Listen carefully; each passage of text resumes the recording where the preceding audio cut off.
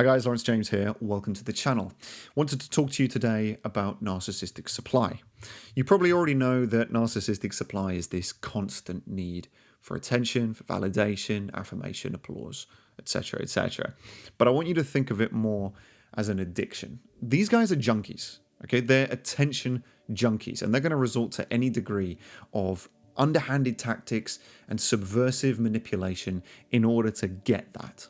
It's like you have the Instagram model who needs 100,000 followers in order to feel whole, or your partner who bats her eyelids at the sexy piano player in the lobby just to make you feel jealous, or the boss who brings you into meetings 2 or 3 hours a day just so that you can tell him he's doing a great job. This is not normal. This is not a normal need that human beings have. This is a compulsive addiction, a requirement. It's their lifeline. Why do they have this constant need, this addiction to attention? Inside their head is a little version of themselves that is perfect. In their mind, they're the best. They're the most amazing, the most beautiful, the most intelligent, witty, best dressed, godlike creature. But it's not simply good enough that they believe that.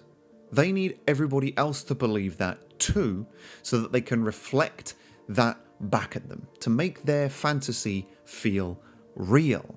And it's narcissistic supply that keeps that ego inflated. That's what keeps their delusion alive.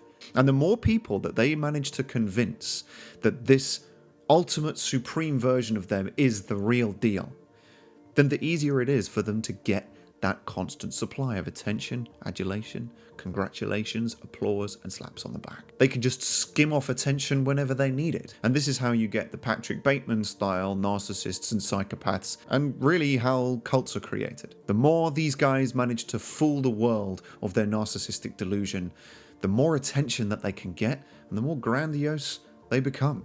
Now here's the danger. What do you think happens when you threaten to cut off that supply? You're going to see the same reaction you would from a Vicodin addict if you locked up his pills. They're going to get mad. They're going to get vicious. They might withdraw within themselves. They might lash out. Some of them can be really quite violent. They're going to become significantly more vulnerable, as they're going to have to work a lot harder in order to get supply, because to toxic people, attention is their lifeline.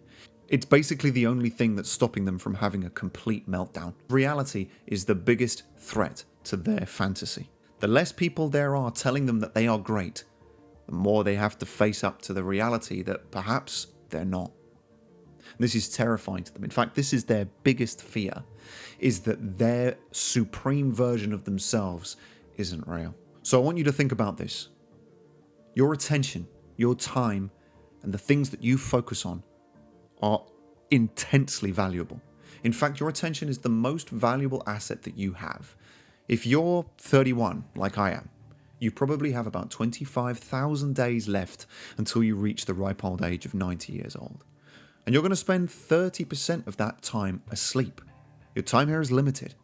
And so if you're pouring your effort, your energy, and your attention into something that you're not getting a return, then that needs to raise a red flag. And you need to consider how you're spending your life currency. So with that, I want to thank you so much for your attention. Do let me know what you thought in the comments below, and I do hope to speak to you all soon. Bye-bye.